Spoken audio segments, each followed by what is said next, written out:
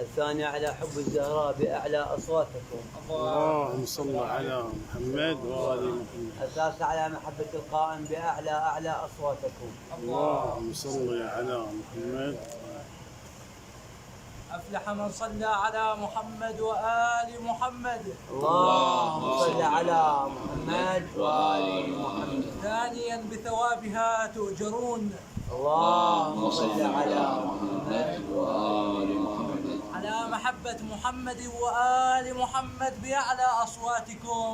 اللهم صل على محمد وآل محمد.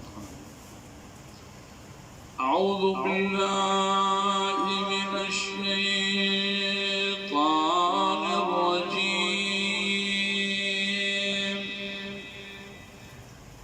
بسم الله الرحمن الرحيم.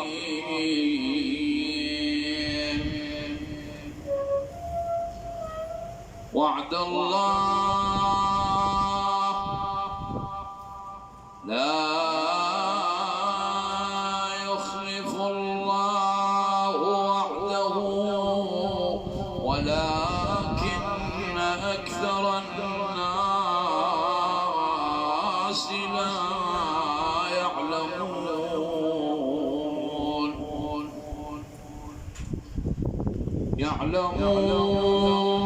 ظاهرا من الحياة الدنيا وهم عن الآخرة هم غافلون.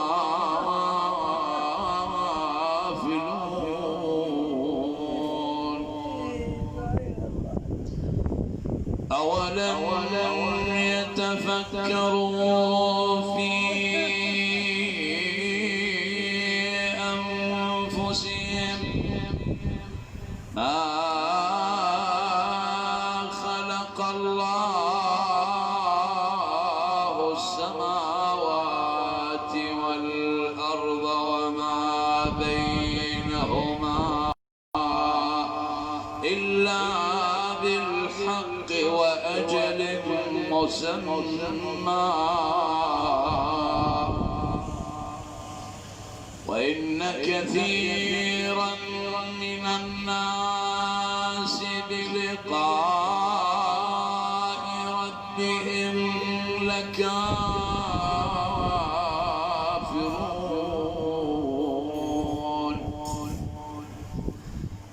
أولم يسيروا في الأرض فينظروا كيف كان عاقبة الذين من قبلهم كانوا أشد منهم قوة وأثاروا الأرض وعمروها أكثر مما عمروها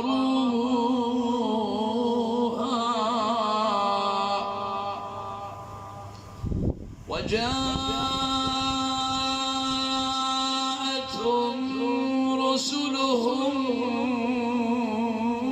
بالبينات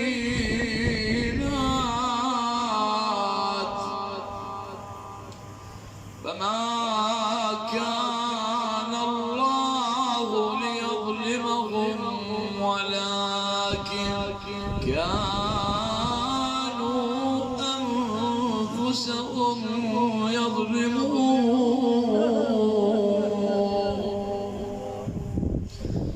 ثم كان عاقبة الذين أساءوا السوء أن كذبوا بآيات الله وكانوا بها يستهزئون. الله يبدأ الخلق ثم يعيده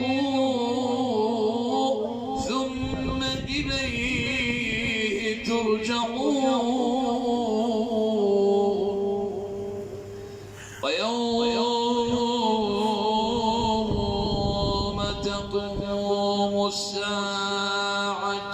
يفلس المجرمون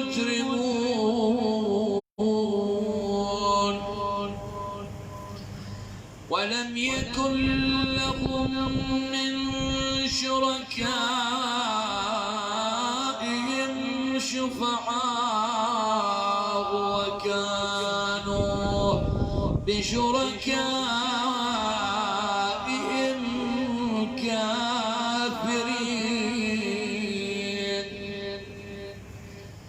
ويوم تقوم الساعة يومئذ يتفرقون فأما الذين آمنوا وعملوا الصالحات فهم في روضة يحبرون وأما الذين كفروا وكذبوا بآياتنا ولقاء الآخرة فأولئك في العذاب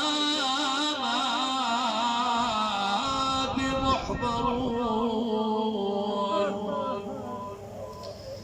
فسبحان الله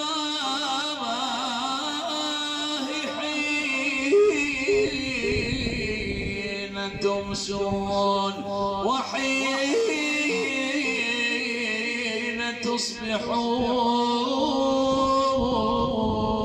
تصبحون وله الحمد في السماوات والأرض وعشيا وحين تظهرون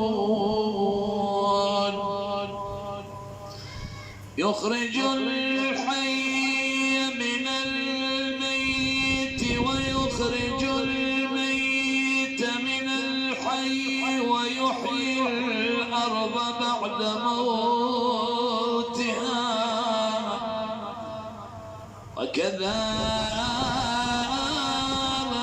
وكذلك تخرجون صدق الله العلي العظيم الفاتحة.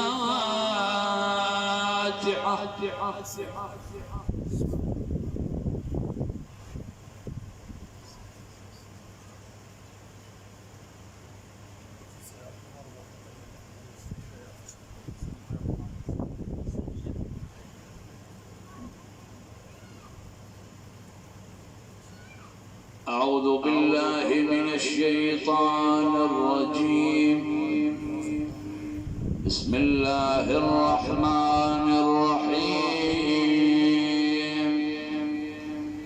صلى الله عليك يا سيدي ومولاي يا رسول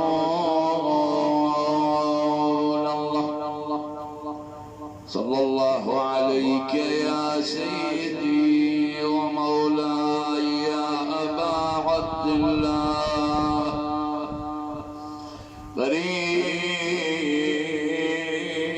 غريب يا مظلوم ما خاب والله من تمسك بكم ومن من لجأ إليكم طبتم وطابت الأرض التي فيها دفنتم وفزتم والله فوزا عظيما لعلنا ندرك قائمكم أهل البيت فنفوز فوزا عظيما وجه الصباح علي ليل مظلم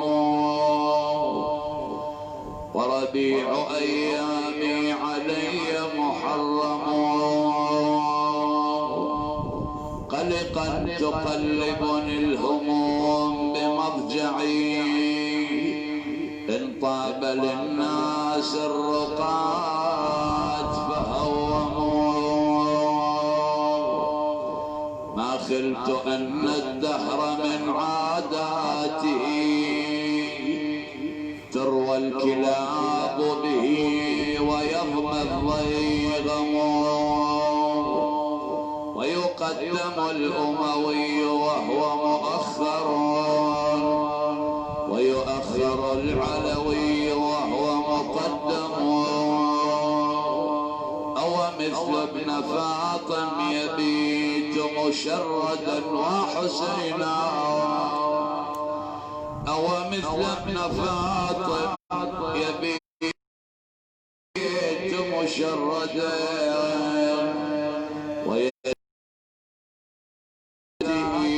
متنعم ويضيق الدنيا على ابن محمد حتى تقاذفه الفضائل الأعظم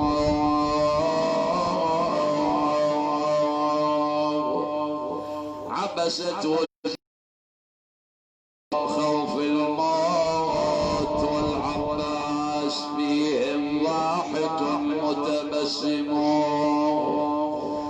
قلب اليمين على الشمال وغاص في الأوساط يحصد بالرؤوس ويحطم ما كر ذو بأس له متقدما إلا وفر ورأسه المتقدم صبغ الخيول بسيفه حتى غدت سيال لونها أشقر وأدهم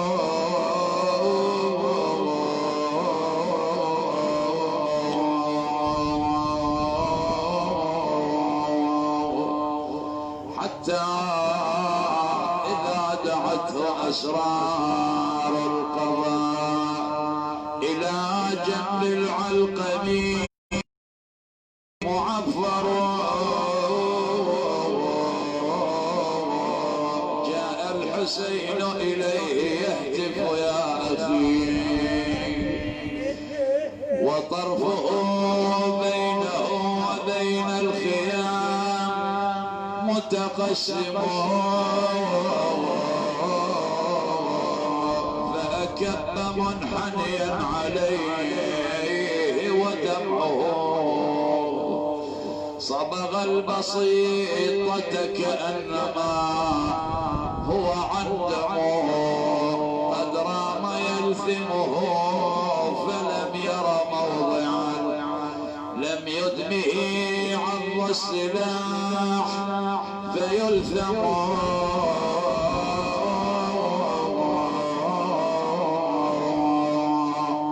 نادى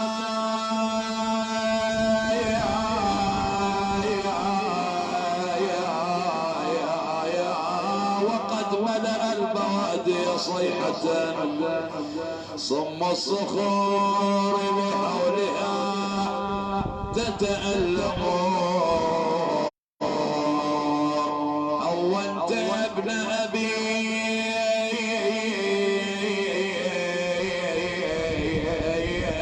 مصارع فتية والجرح يسكنه الذي هو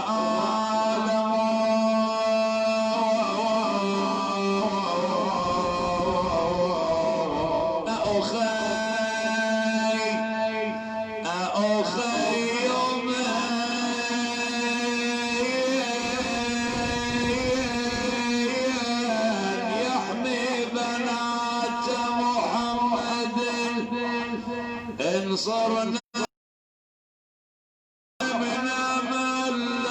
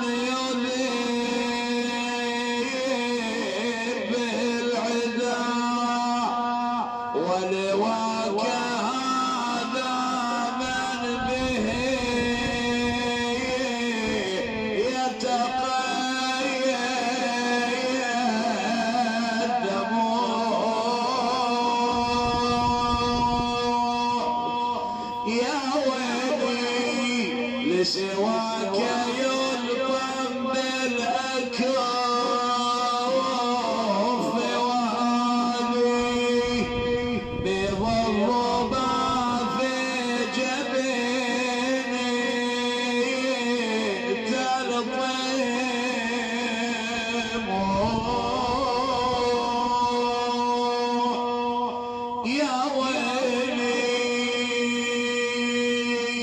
تعنى من الخيم للعلق وحسين يصيح بصوت يا عضيد وقعت وين بعد ما اشوف دربي اضوى العين يا خويا الكون كله بعيني يظلم خويا بياك ترطاح عن زنودك يا خويا العلم وين وين جودك يا ابو فاضل زمان هم يعودك وشمل اللي تشتت بيك التام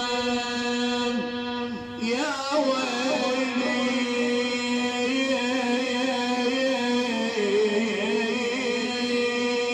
ويلي لما خر على الارض صريعا جاء الحسين جلس عند راسه فرآه عين نبت بها السهم والاخرى جمد عليها الدم فوضعه في حجره قال يا هذا بالله عليك الا ما امهلتني حتى ياتيني ابن والدي اودعه ويودعني واشمه ويشمني يقول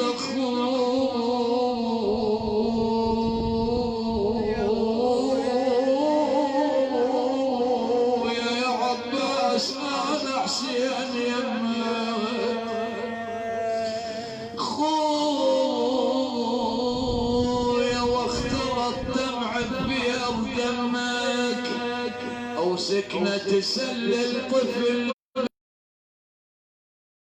ويجيب الماي عنك قال له ايست سكنه من الماي وجت يم الليله وقفت حذاي خويا من العطش رادت تجي وياي وتقول لك وين وعدك يا مشكر قام حسين محنيه ضلوعه وشبه صب المزن صبا دموعه وطلعت صارخه زينب ببلوعه تقول له بالوالد طاح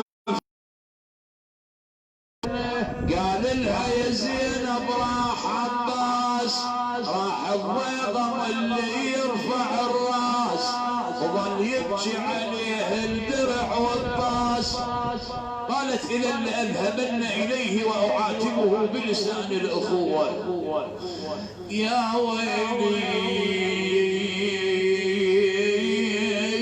قلت عني لك والهوى يعثرني بالثوب ويت عني لك والهوى يعثرني بالثوب انا لا ماشيه ولا قاطعه دروب وقلب 18 نيشان مصيوب ادور على ابو فاضل وقع يا صوب قل له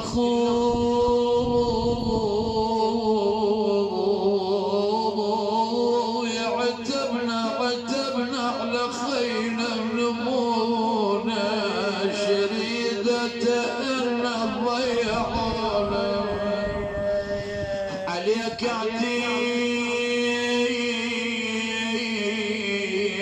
عتيب يا خويا وعلى الناس صدق بعد الخدر لاني ذليله مهبط الراس اسمع جواب العباس يقلها وزن داي خويا ثقيل العتب يا زينب وزن داي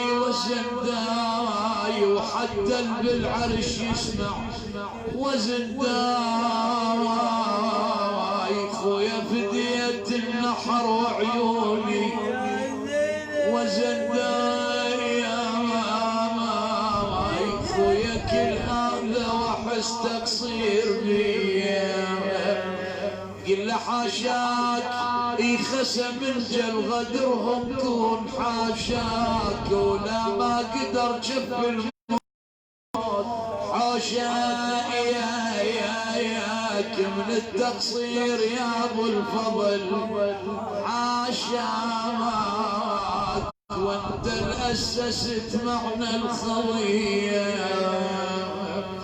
يقول الراوي كيف حال زينب لما رأت المولى الحسين على الرمضاء ينوء برقبته مناديا وزينبا وأخيا يوما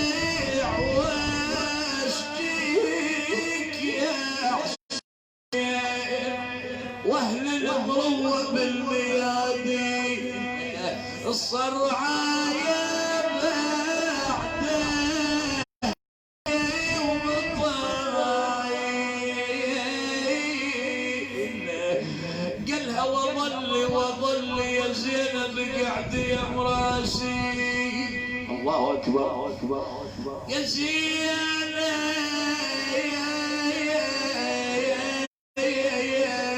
بقعد يا مراسي وظلي خويا وعن الشمس بيني وظلي يا خي تشبك من عيالي وظلي تلمي قبل ما لا حول ولا قوة إلا بالله العلي العظيم. قال الله تبارك وتعالى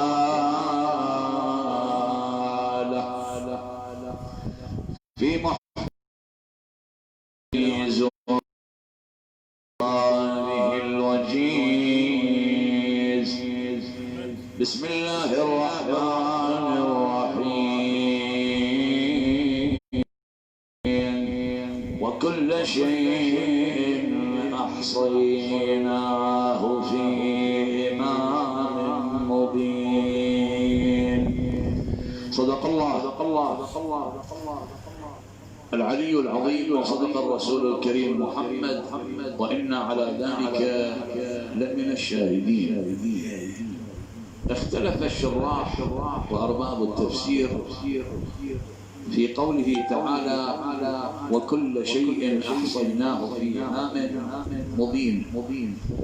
فمنهم من قال أن المراد من الإمام المبين ألا وهو الكتاب، واستند بذلك على قوله تعالى ومن قبله كتاب موسى إماما ورحمة. الله عبر عن الكتاب كتاب التوراة بأنه إماما ورحمة.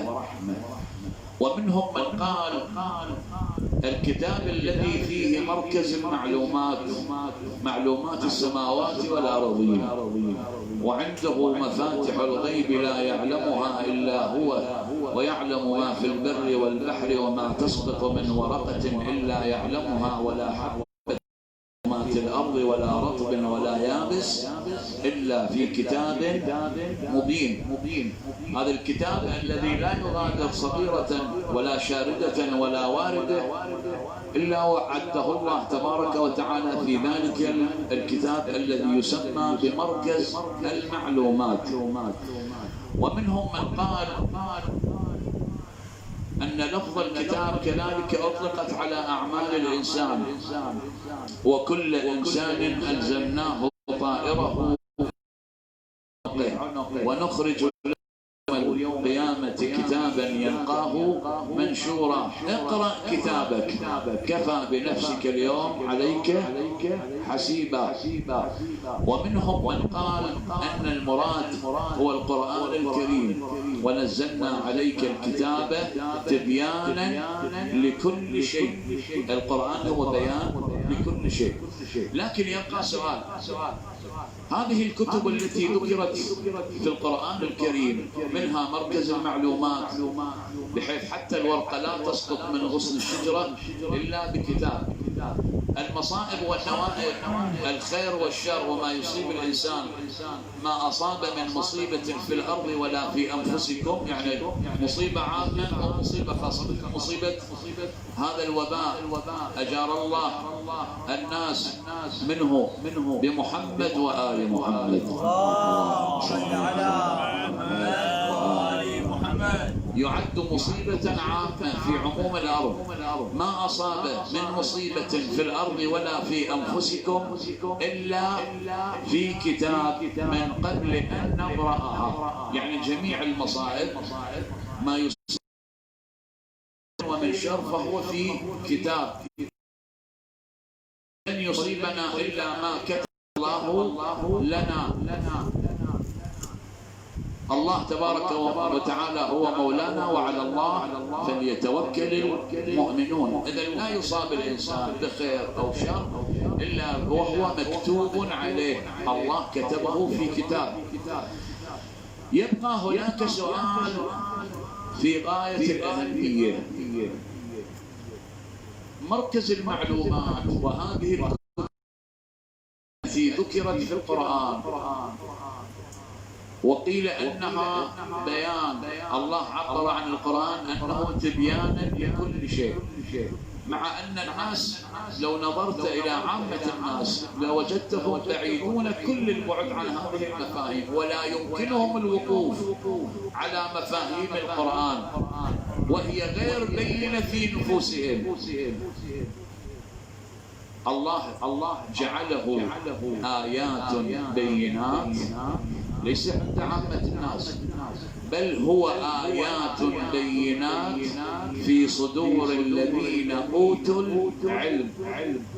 إذن هو في صدور محمد وآل محمد. اللهم صل على محمد. عند بقية الناس هو غير، بما فيهم الذين يفسرونه الآن في الوقت الحاضر هو غير بين، غير واضح. لكن أين يكون القرآن بينا؟ في صدور محمد وآل محمد، بل هو آيات بينات في صدور الذين أوتوا العلم. من هؤلاء الذين أوتوا العلم؟ ويقول الذين كفروا لست مرسلا في أواخر سورة الرعد: قل كفى بالله شهيدا بيني وبينكم ومن عنده علم الكتاب. يقول ابن عباس: كنا جلوس في المسجد فسئل رسول الله عن الإمام المبين، قال: من يدخل علينا المسجد الآن فهو الإمام المبين الذي أحصى الله تعالى فيه كل شيء. يقول: وإذ يدخل علينا أمير المؤمنين علي بن أبي طالب سلام الله عليه. اللهم صل على محمد وآله. قال: هذا إمامكم المبين الذي أحصى الله فيه كل شيء. كذلك شواهد أخرى من القرآن الكريم: إنه لقرآن كريم في كتاب مكنون. المكنون الشيء الباطل الذي وضعت عليه أكنة، بل هو إنه لقرآن كريم في كتاب مكنون لا يمسه إلا المطهرون. إنما يريد الله ليذهب عنكم الرجس أهل البيت ويطهركم تطهيرا. اليوم البلاء الذي نزل على الناس بحيث الله تبارك وتعالى يدخلهم في بلاء ويخرجهم من بلاء، يدخلهم في بلاء ويخرجهم من بلاء، لعل الناس يرجعون إلى محمد وآل محمد. اللهم صل على محمد وآل محمد. ولكن مع شديد الأسف عكفت الناس على أن تبتعد عنهم سلام الله عليهم، وهم رحمة الله الواسعة. يا رحمة الله الواسعة ويا باب نجاة الأمة. من هذا المنطلق الله تبارك وتعالى جعل أهل البيت يتصرفون في الكون بأسره، فوضهم على كل شيء. الله تبارك وتعالى فوض بعض الأنبياء على بعض الأشياء. مثلا فوض سليمان عليه أفضل الصلاة والسلام، ولسليمان الريح عاصفة تجري بأمره. سليمان كان يأمر الريح، ولسليمان الريح غدوها شهر ورواحها شهر. لقد آتينا داود منا فضلا يا جبال أوبي معه والطير وألنا له الحديد. الله أعطاه بعض الولاية على بعض المخلوقات، ولكن الولاية المطلقة على الكون بأسره حباها الله عز وجل إلى محمد وآل محمد. اللهم صل على محمد وآل محمد.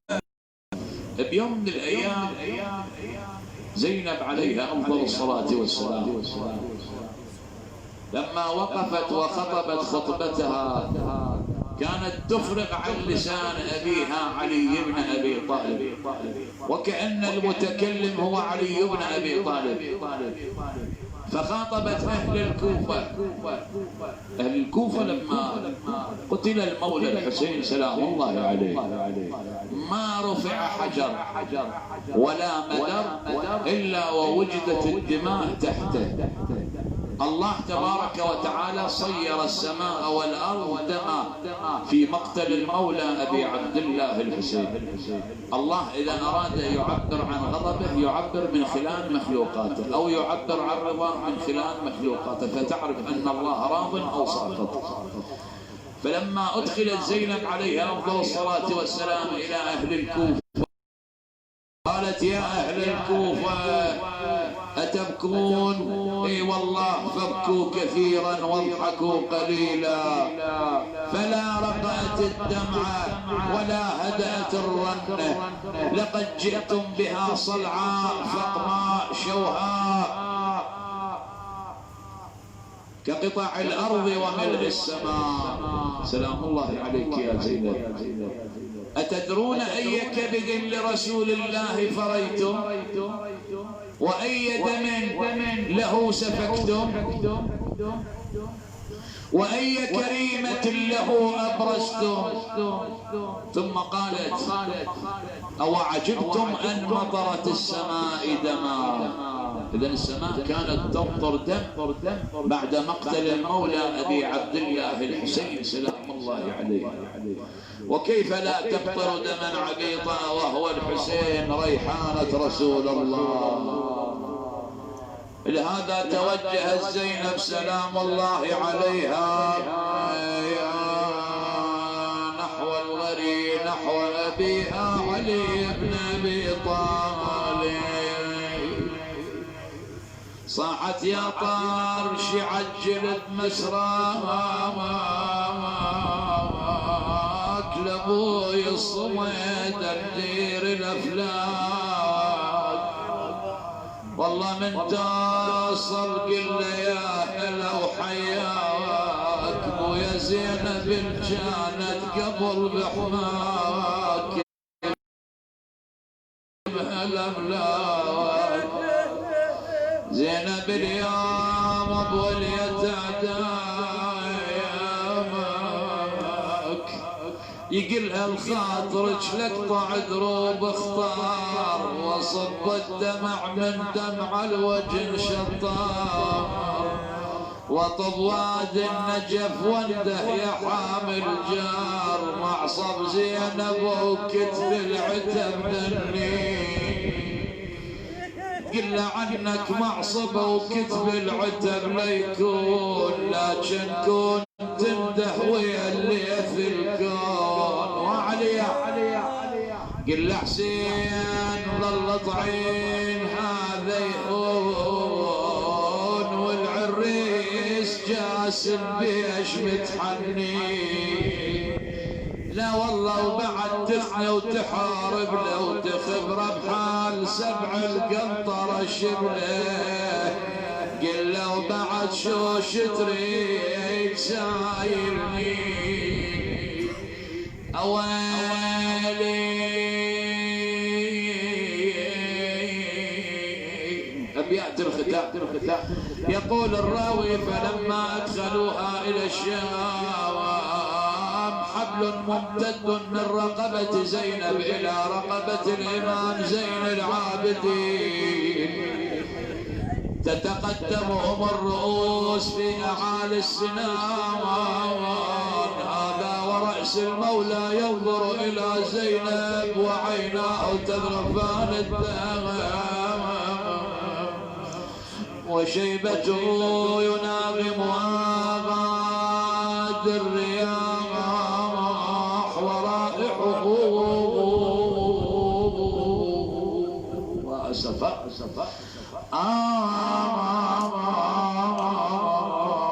اكو امرأة من بنات عقيل يقال لها العقيلية، عندها ولد بلغ سن الصبا، فلما رأى الشوارع معطلة والدكاكين مقفلة والناس يهنئ بعضهم بعضا، الدفوف تضرب بمقتل المولى أبي عبد الله الحسين، ذهب إلى أمه مسرعا، قالها يمه البوسي المذخور للعيد وينه، قالت ايش عندك يا الولد تنده من بعيد، يا هل يقول لك يا الولد هالوقت عيد، قالها خوارج ثايره والنصر ليزيد، يمه وللشام جابوا روسها ويا الضعينه،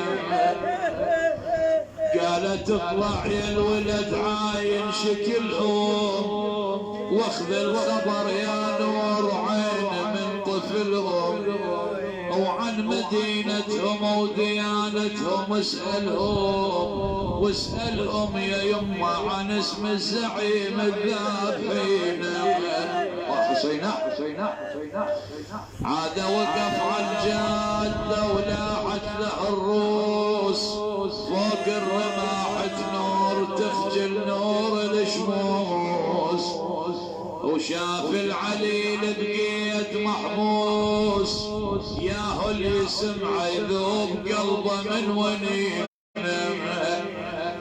وعاين الحرة تلوذ بيها كل يتيمة، قال ظن هذه لظى عن كل زعيمة، قالها يا هالحرة مصيبتكم عظيمة، شنه ديانتكم وربكم يا مدينة، قالت لا اسلام احنا وبلد طيبة وطننا، وياهو تريد من المدينة انشدني عنا، قالها انا اسمع ابن امه وتسولف الناس، خوال حيوت عندي ترفع الراس، وبيهم بطل اسمه العباس، وعدهم اخت ما حد يذلها، ابد ما عاينت بالشمس ظلها، والله مشتاقين انا وامي لاهلها واكثر اشواق الخال الحسين. انشتنك ان كان خالي تعرفين خال حسين وتعرفين عباس وتعرفين النشامة ترفع الراس، تعرفين محمد ابو جاسم راعي الباس. قالت له يما ان كان انت ابن العقيلية جنابك فوق الرماح العالية يا ابن جوابك، وحسين والعباس وجملة احبابك. وانا زينب انا زينب يحجون واسفا انا زينب يحجون عني سنيت المصايب ما سلتني مصايب حسين الداخل وحده باثر وحده ولني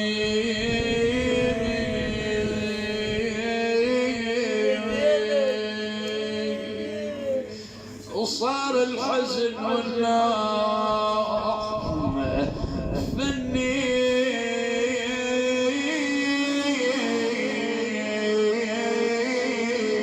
قال أمة الله بماذا أخبر أمي؟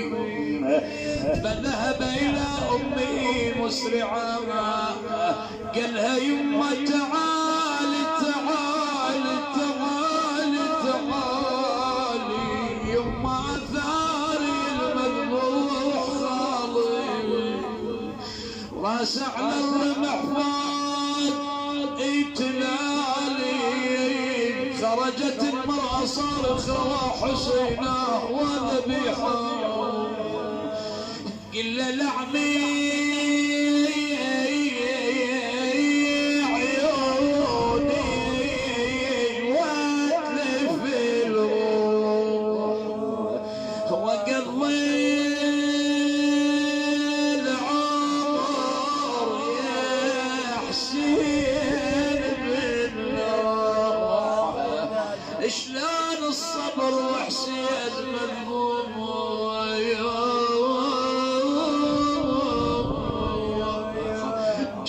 المرأة إلى فخر المخدرات زينب قالت اخبريني كيف قتل الحسين؟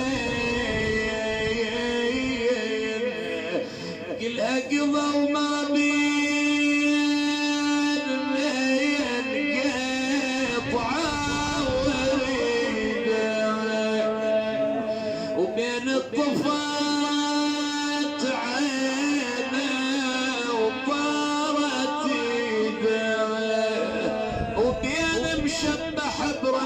شديدة وبين الغدل النشاب متور.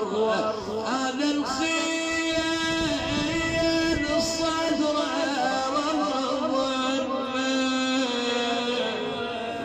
وذاك الغدل النشاب رمه وهذا وذاك بالهدي والذايا قلها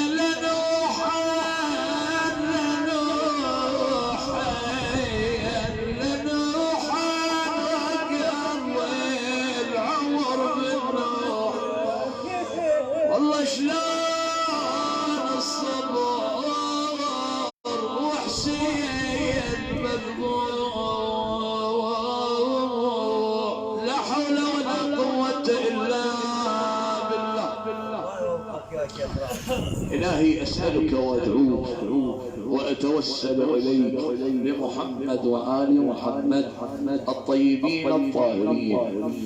اللهم ارفع عنا هذا البلاء بحق محمد وآل محمد. شافي مرضانا يسر أمورنا يا ميسر العسير، وأنت على كل شيء قدير. يا من بيده ملكوت السماوات والأرضين، بحرمة الحسين وآل الحسين عندك يا الله. شافي حسين جميل، ادعو له بالشفاء، رحم الله والديكم اخواننا. ارحم وتوفانا، وخاصة إلى روح الحاج علي والمرحوم سعد شمخي، وأموات أصحاب المقام الحاج فليح، وأموات السامعين والجالسين. بلغ اللهم الجميع ثواب الفاتحة من قبلها الصلاة 3 مرات وبأعلى الأصوات. اللهم صل على محمد وآل محمد. اللهم صل على محمد وآل محمد. اللهم صل على محمد وآل محمد.